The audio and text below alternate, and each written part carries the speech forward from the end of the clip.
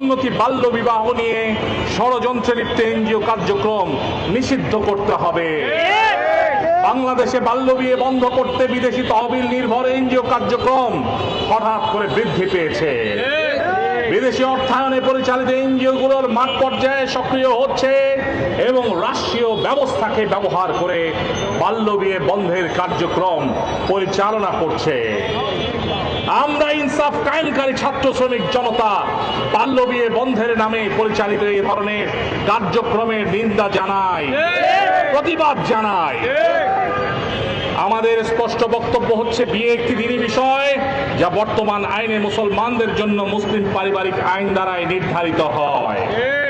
আর যেহেতু ইসলামী শরীয়তে বিয়ের কোনো বয়স সীমা নাই, তাই চলমান আইনেও বিয়ের কোনো বয়স সীমা থাকতে পারে না। তবে হ্যাঁ, বাল্য বিয়ে করাটা বাধ্যতামূলক নয়। তবে যদি কেউ করতে চায় তবে তাকে বাধাও দেওয়া যাবে না, বাধা দেওয়াও যাবে না। বাল্য বিয়েতে বাধা দেওয়া, অনুষ্ঠান স্থল পণ্ড করা এবং বাল্য বিয়েকে অভিশাপ হিসেবে বর্ণনা করা সম্পূর্ণরূপে কুফরি। যারা এই ধরনের অপকর্মের সাথে জড়িত তাদেরকে গ্রেফতার করে শাস্তির আওতায় আনতে হবে।